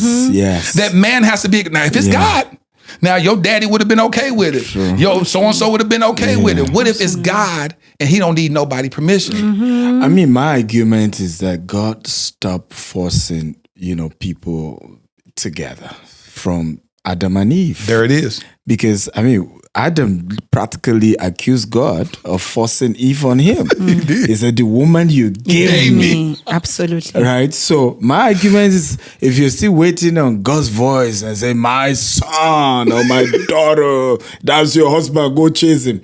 I'm not sure he want to get into your business. No. But whether or not, whatever you have, you can make it work. Yes. You can make it work. You can come together and that's the story. And that's why oftentimes both of us restrain on too much relationship conversation, because no relationship is the same. Right. And no one template, work across board. Absolutely. But one thing I know, if the two of you are hungry, committed to make your marriage work, it will work. Absolutely. It's all about the two of you. Absolutely. Nobody else. You and God. The two of you and God, it will work. We spend too much energy, too much attention what somebody is saying, what my in-laws are saying, or my cousins are saying, what they said about you, what this person said about you. Imagine, had Dad even literally asked her, somebody said, tell me the marriage you've ever seen that worked. Absolutely. You're just so crazy about wanting to marry this guy. Give me one marriage that worked. He didn't think of his own marriage? Of course. Oh, it didn't work either? He admitted that his own was struggling. But give me one. Why are you so crazy about, I want to get married? That's deep. But she was convinced that, and I give her a lot of kudos for that level of conviction. Yes. And I'm happy that at least the best I could, I've helped to make you worth it to the best I could. Yeah. I'm not perfect, but, to the best I could. And I think that's very important. Once the two of you agree, and I say this often, never marry people who are not ready to fight to keep in their life. Don't do it. That part. Don't do it. That part. Don't do it. He did fight a whole lot for me. Actually, you fought several people. I think that also built my confidence a whole lot in also defending him, because if he can fight for me, why am I not to fight for my spouse? You better teach. So you did fight a lot for this marriage as well. So you did a whole lot of work. So thank you as well for ensuring that we build a beautiful home, and we're still building a beautiful home. Thank you. Let me ask you this, Dr. Stephen, as we wrap up. Have you balanced yourself out a little bit more of being a workaholic? Since that was one of her initial triggers. He has tried, actually. Yeah, he's tried. Yes. My method now is called integration. Okay. Yeah, integration. So this trip, for example, out of Houston to Dallas, I had 2 assignments. I had this 7,000 acres, I'm checking I want to buy. You said 7,000 acres? Yes. Of what? What you about to build out there? Of land. It's a farmland. I call it land banking. So, and it's down this way. And so... First of all, you're not going to just throw out no numbers like that, like we talking about. You said 7,000 acres? Yes. So I'm buying 2,000 out of the 7,000. So you land bank, you're not going to develop it. You're just going to hold it. We're going to live for another 5 years, and then, it's one of the powerful ways to build wealth here in America. Of course. Globally, actually, not just in America. So I have that business. I have this podcast, so, hey, why not come together, all of us, the kids, and it's become like a road trip, We stay in a very beautiful resort somewhere, burned, but beautiful. We had a great time. We're here. What city is that? What city is that land in? And Kaufman. Oh, in Kaufman. Yes. That's a good city. Yeah. It's a place in Kaufman, beautiful by the lake. Situated on 500 acres of land. Yeah. You said what's 500? 500. I mean, the property is sitting on the 500 acres of land. Are you talking about where y'all stand at, the resort? Yes. The resort. Yes. Are you finna buy that resort? Yeah, it's a place like that, it's 19 burn or something. Beautiful on the 500 acre. So you went to stay there originally and then decide to buy it? No. Well, I'm just saying integration. Integrating marriage and I have work. this podcast. I had to go check that property. Right. Now we had to stay at a resort together. Okay. Last night we did a road trip down. Okay. Went to check that very early this morning. You see the integration, right? Yeah, you bringing the kids with you and just saying we're going to spend some quality time together. Exactly. So I try to do that now more, But during the vacation, it ensures there's always a trip we actually do have together, because he knows he's not always around. Even when he's back home, he doesn't really have much time to spend in the home. But vacations like this, we get to spend time together. They get to talk together. They get to gist and ask questions. And sometimes, because I have a boy who actually just is becoming a teenager now, when he has questions related to that, talk to your dad. I'm not a man. Talk to him. He has answers to all these things. I've never experienced stuff like all this the stuff before. that this young boy is experiencing. So it makes them kind of bond together. Yeah. Oh, daddy, this is what I'm feeling. This is what, in my time, you dare not talk to your father about these things. You sort it out. Which is a yourself. trip, isn't it? It's like we expect the kids to learn masculinity, but the father never even talked to him about it. He had to figure it out from his homeboys, and he learned the wrong way of doing everything. Absolutely. So intentionally, I would. For me, integration is what I've had to do, and I'm getting there. Work, business, family. Yeah, I integrate everything. We just get them involved in everything. And I think it's important, because one of the things I've also seen is situation whereby people build wealth, but they never involve their family. They never involve their kids. The kids don't know. Yesterday, we had the property in Houston, 99 acres. We needed to do the survey. The surveyor was on site. I just ran there with my daughter. I said, okay, so you help me take pictures while I'm doing this. So they're getting to see what their father is doing. They're getting to see, how he makes the money, how he's able to afford the lifestyle they have. And gradually they can grow up to understand entrepreneurship, to understand business. So integration is my strategy. Again, may not work for some of you, but that's what I'm working on. Yeah, that's good. That's good. Yeah. I was told you wrote over 40 books, and so I told you to go grab some books so we can put them out here. Yeah. How do you have time to write all these books? So I have a formula around it. I have a very beautiful team around me. So we do more videos. So they interview me, and then we then transcribe the videos and then turn it to book. That way we have the video version, we have the audio version, and we have the text version. Yes. So that has really worked, in a great way. So if it's a book that you said, y'all got to go grab this book, which book would that be? Billionaire Habits. I agree. Say it, which one is it? Billionaire Habits. The one here. This one right here? Yes, Billionaire Habits. That's why I just grabbed. That's what I grabbed. The secrets billionaires use to build wealth that the poor don't use. It's powerful.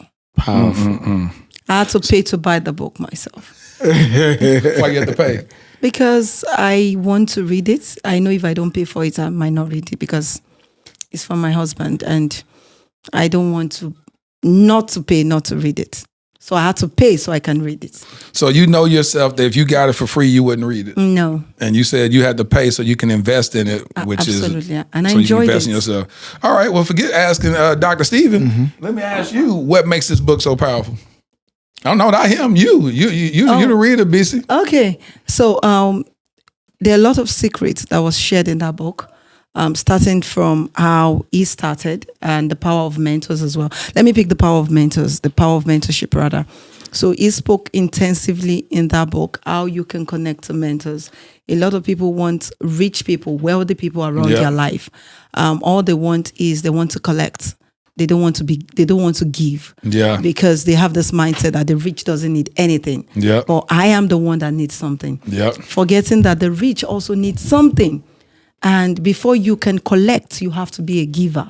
Yeah. So he explained that extensively in the book. And actually picking that also, I know he has spoken about it, but when I read it again, I picked the power of mentorship in the book. I had to replicate some of the things he said he's doing. And when I meet someone ahead of me in life, someone who is a superior, someone who is a billionaire, someone who is more wealthy than myself, I go with gifts.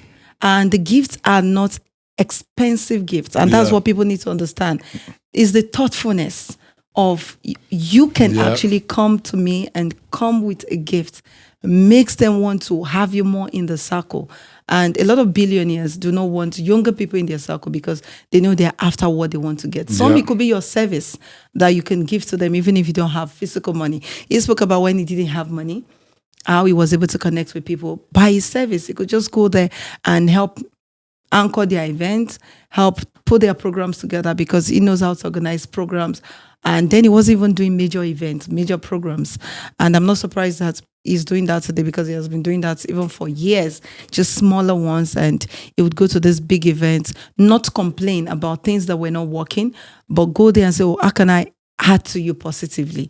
And all of these things which I picked from it, I said to myself, if it did work for him, it can definitely work for me. Yeah. And I implemented these things. And when I see people, genuinely, I want to contribute to their life, not be a collector. And I discovered that in as much as I go into the relationship, not for the purpose of what I want to get. So that is another mistake he mentioned that most people make. They go into a relationship with what they want to get. No, go into the relationship with what you want to give. I want to be an addition, not a subtraction. And of course, along the way, the relationship will lead to profit. It might lead to profit in a way you don't even imagine. Some might not lead to profit with that particular individual. It might just be their referrer that can lead to profit for you because other people trust them. Yes. They would, of course, trust to do business with you. So that's just one I'll pick out of so many that was shared in the book. Well, Dr. Stephen, I don't think you could have did a better job. Good Lord. She done broke that thing down. I mean, didn't even take a breath. Nobody markets me better than my wife. She's good at that. And because, one of the things about him as well, which I decided to embed, a lot of people become so familiar with their spouse or with the people around their lives that they don't benefit out of the blessings. Now, look at the pastors. Look at the cleaners in their houses, in their offices, their drivers. They're going through issues. They're going through a lot of pain. But these people, most of them, 99% of them will never be a beneficiary of the anointing they carry because they've been so used to those individuals and they just, it's not just pastor, it's not just this individual. I do not want my life to be the same way. I said to myself, I will not take his anointing for granted. I want to also convert and get what he has, have an auction. It might not be everything, but at least have a bit. And the way I can do that is not be too familiar with his anointing such that my blessing will depart from me. So when he teaches, sometimes his videos, I can stay glued to his videos, watch him over and over for 4 hours.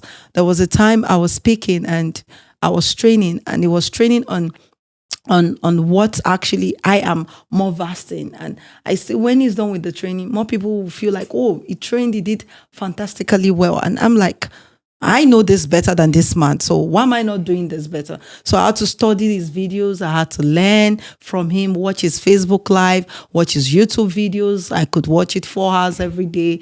For some time, I think I did that for almost a year. And there was a time I'll hear my staff say to me, you're speaking like Dr. Stephen. I said, no, I'm not speaking. I'm speaking like, say, no, man, the way you just spoke, you spoke like Dr. Stephen. And why? Because I've studied him. Yes. I did not joke with the fact that I'm his spouse. So what is he even teaching? I don't have anything to learn from him. Yeah. So I did not joke with his anointing. I did not become so familiar with who he is that I lose learning and getting better in life and business. If you continue like this, I will have to marry me. He's gonna marry you. Y'all gonna have another kid. I have to look for me and say. Sometimes when my wife talk about me, I'm like, "What are you talking about? Like, who is that you talking about? This is good. This guy. Introduce me to him. Introduce me to him. But he's a great man. He's a Thank great you man, for and that. he has really empowered so many people, and he's still empowering me. I'm still his mentee. I've not overgrown that. And see, I just came into the knowledge of you. It was some video. Somebody sent something to me, and I was like, "Well, who is this guy?" And I looked. I was like, "He has almost 1 million followers." I said, "Well, who is this guy? What is he talking about?" But I couldn't find anything relationship wise, and so I said, "No, it's a story here." And so when I first started talking to your publicist, was that you? I was emailing back and forth. Yeah, and she was like, "Well, his wife won't be present." I was like, "I want the wife." I said, "I don't want him coming by himself. I want his wife because I know as a man you cannot get to where you are without her." So he's cute. True. I can talk to him. He's amazing. He's dope. I said, but what I want from him is not this. I don't want the business from you. I want this marriage. Wow. I want the gems that you've learned that you can pour into me. That y'all, and I know I need her to be able to speak from her vantage point, so I know how to care for my future wife properly. So I know my blind spots and say, all right, make sure that I continue to affirm her. Make sure I say this. Find out her love language. Make sure that I meet her not the way I want to give love, but the way she receives love. Oh, I'm watching this king. I see how he's moving. I see how he cultivated this relationship. I see how he prioritized his own emotions and said, listen, I got to go make sure that I'm happy too. I got to go see the world and whatever. But then you're humble enough to recalibrate and say, hold on, let's stop. Let's take walks. Let's take intentional walks and figure out how to make sure that the main thing stays the main thing. The way that you chose her is the way that I vet. I look at my future wifey as a scout, like a coach for a football team. He says, listen, I want to take the Cowboys to the Super Bowl 2 years from now. Wow. I'm going to get this running back, because that's a weak part that we have. If that was the Cowboys had, I'm going to get this running back, and we ain't going to make it year 1, but year 2, we're going to be ready, because I need them to gel together. We're going to work through some kinks. I just hired a new wide receiver that's been here for 2 years. He's finding his groove, so now I got to find it. And they look at their team as making sure that everything is moving swiftly in order to reach the goal. If you don't date with that same mentality and understand marriage, that's why you're going to be going from marriage 1 to marriage 2 to marriage 3, because you're not learning anything. You're not looking at your own self, your own pain points, your own blind spots, and saying, what do I need in order to cultivate the best version of me? And what does she need in order to extract the best version of me? So she can be, like she said this, and this resonated with me. She said when she looked at marriages, she couldn't see women that the husband empowered them to fly. True. That was her terminology, to be able to fly. And it's like saying, so what it looked like to her is that all these beautiful women had clipped wings. That whatever marriage did for them, it was an anchor that didn't allow them to fly. Minus the abuse part that she witnessed. But she's saying just they wasn't being cultivated, as Miles Monroe talks about, to be able to cultivate your wife. She said, that's not appealing to me. I can do bad all by myself. I don't need no man weighing me down. I want to be able to soar, and I want to fly, and I can do that on my own. That's a lot of pain points that a lot of women have. And a lot of women nowadays, especially African-American women, are out earning the male counterparts. So they don't see a value in marriage. A lot of women is like, what's that? I talked to this one woman from Dubai, met her years ago when I was shooting this thing for the Protocol School of Washington. And she said, marriage is just a headache. Wow. She said, I've seen people get married, and she's been married before. And she said, what's the use of getting married if it's a headache? If the man ain't gonna honor you, ain't gonna value you, ain't gonna treat you right, ain't gonna respect you, why get married? She said, marriage, the only thing that a woman can benefit from marriage is having kids, because she can't do that on her own. That's it. So she said, other than that, her experience, her trauma, because her heart was mismanaged by a guy before, that's how she views it. And so even though your wife, Bisi, wasn't directly impacted by it, well, by way of her mother and father, whatever, but she didn't experience herself from a divorce, she had the same ideology. I watched this video, and I'm gonna wrap up. It was this video where they did this experiment of rats, and they had these rats in the cage, and they opened up the cage, and every time the rats got ready to run out, it'll shock them, and they'll go back, and they'll try it again to shock them. And then it got to a point to where they can leave the cage open and they wouldn't even run out. The experiment went on where the babies of those rats they get put in the cage, never even have to shock them at all, keep the door open, and the rats were, based on trauma, would never even try to leave. Wow. That's what Bisi was. She, based on the trauma that she experienced, she said, I don't even want marriage. Yes. But she had to break that generational curse in her mind and say, I'm going to go ahead, God, teach me to love this man, teach me to do this. And that's where God began to heal. And so your kids, guess what they see?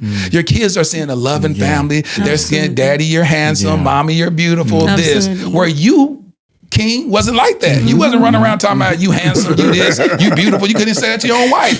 But your offspring are. They say it easily. So now that they'll grow up and they'll be like, when y'all talk to your son-in-laws and daughter-in-laws, they be like, man, this most loving. They just love me. Just always compliment me. Where did they get that from? They just so complimentary. You be like, my wife taught them like that. Taught me even be better. You know what I'm saying? It's like, that's what happens. We can heal generational curses because of that. What we end up doing in the Black community is having a generation of generational trauma instead of generational healing. And we talk about generational wealth, but I don't care how rich you become. If you're if your kids are traumatized, then they just got more money to spend on therapy. True. Absolutely. I mean, you've said a lot of great stuff. I mean, I don't know whether I could mention this. We have this annual conference we do. And this year we're bringing a couple, because I'm focusing the conference on people of color.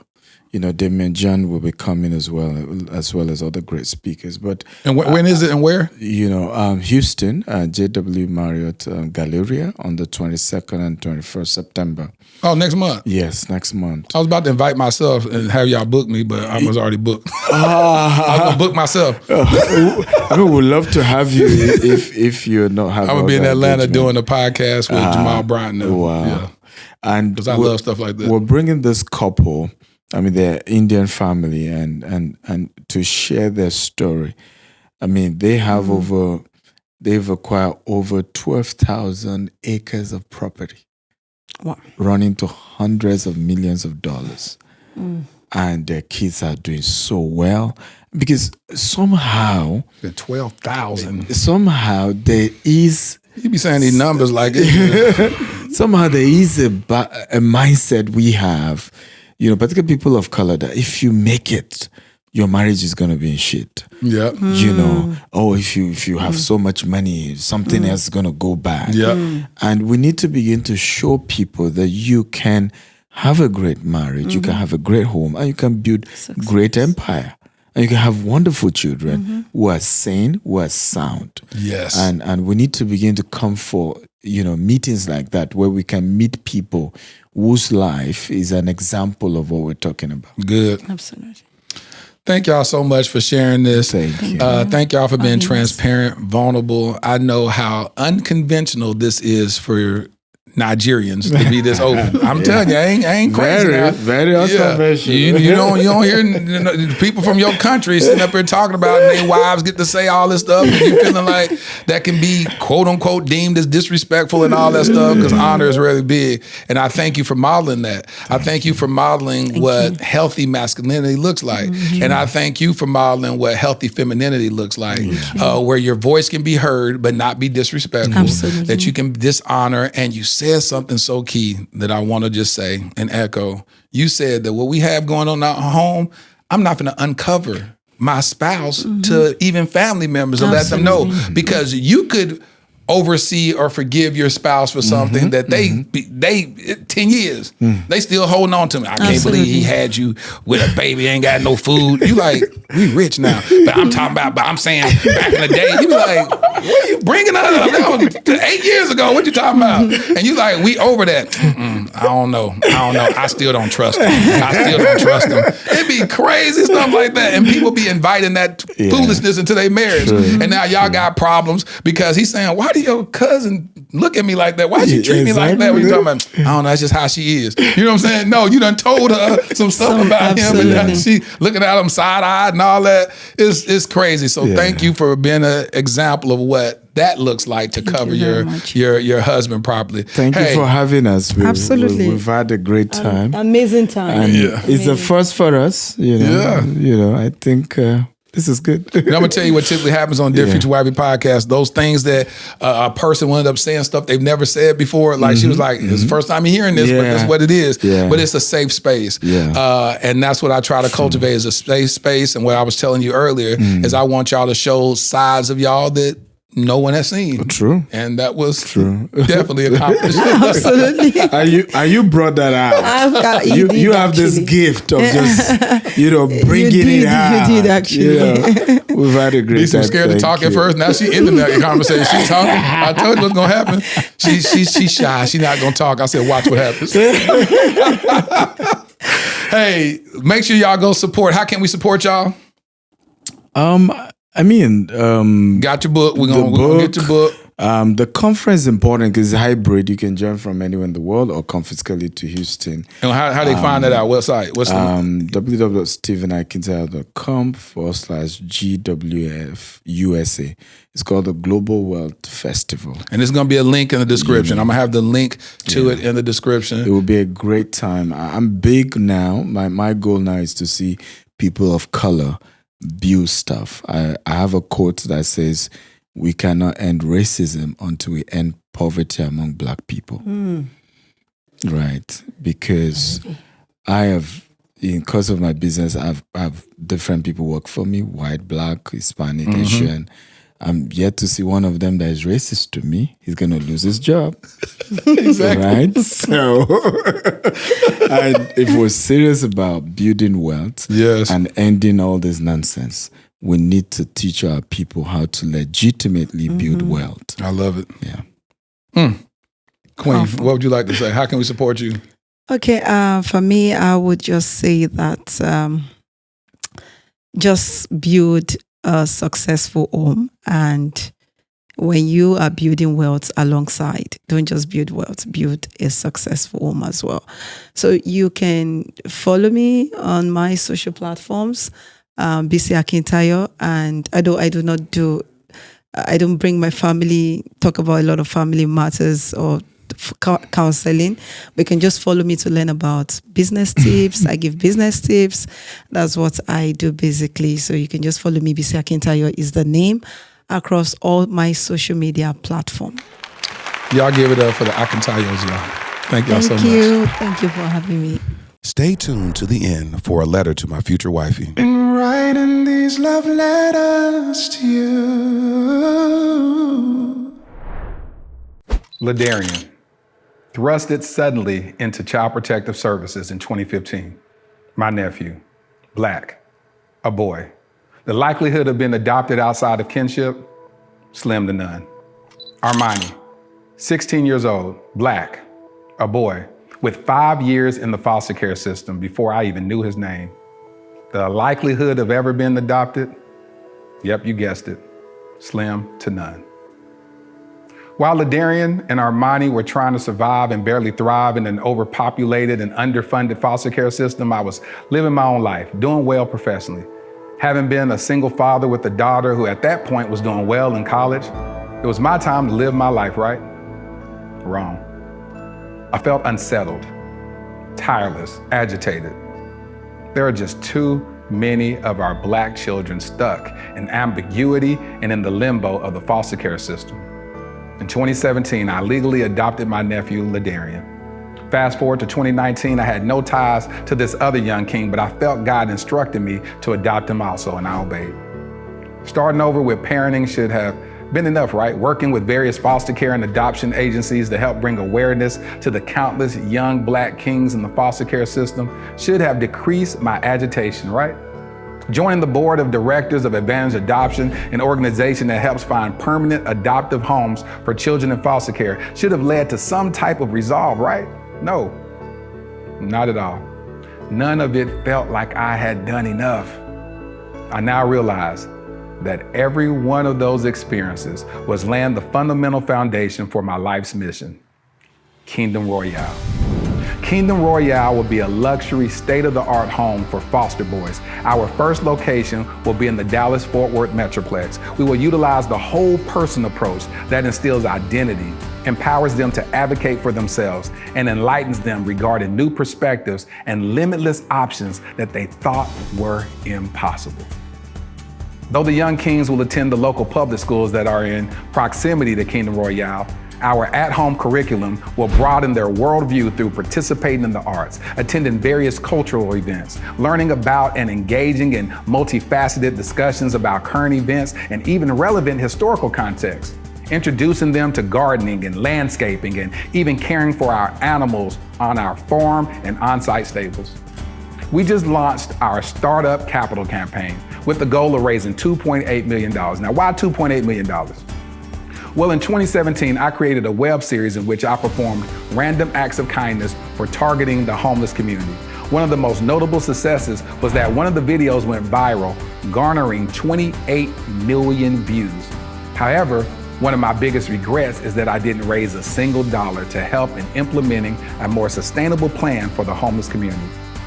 So throughout the years, with much remorse, I reflected on not maximizing that moment. I knew if at that time, just 10% of the viewers donated $1, we would have raised at least $2.8 million that could have really established long-term support for the homeless community, or at least started a long-term initiative to do so.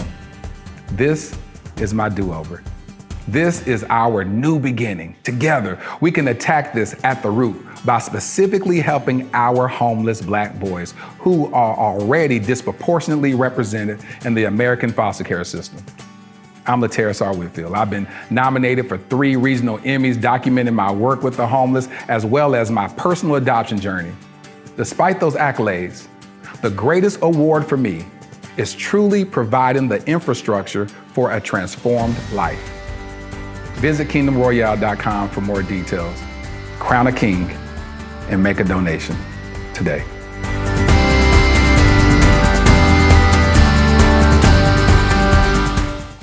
Man, listen, I really enjoyed that episode. I hope y'all found a lot of value in it. I love talking to people from other cultures to hear their vantage point, their thought processes, their culture as it relates to love. Well, here's my favorite part of the podcast where I speak to my future wifey. Dear future wifey, covering each other spiritually is the foundation of the covenant I desire with you. I want us to be prayer partners, lifting each other up before God daily, seeking his guidance and protection. Together, we'll meditate on the scripture, letting it shape our hearts and strengthen our bond. Our spiritual connection will be the wellspring of strength that sustains us through life challenges. Relationally, I'm committed to being your safe place, the one who covers you with love, respect, and understanding. I want to communicate openly and honestly, building our relationship on trust and transparency. In moments of weakness or doubt, I'll be your encourager, reminding you of the greatness within you and the promises God has for your life. As partners, we'll protect each other's hearts, safeguarding them as the precious gifts they are. We'll honor our differences and embrace the unity that makes us stronger together. My prayer is that our relationship will reflect Christ's love, selfless, sacrificial, and unconditional, serving as a testament to others of what it means to truly cover one another. Your future hubby. I hope you enjoyed this episode of the Dear Future Wifey Podcast. Remember, be lit, live intentionally and transparently, and don't stop loving. Make sure to subscribe to our Dear Future Wifey YouTube channel. We're available on Apple Podcasts, Google Podcasts, Spotify, and Stitcher. We welcome your support. Simply share our podcast with your friends and family.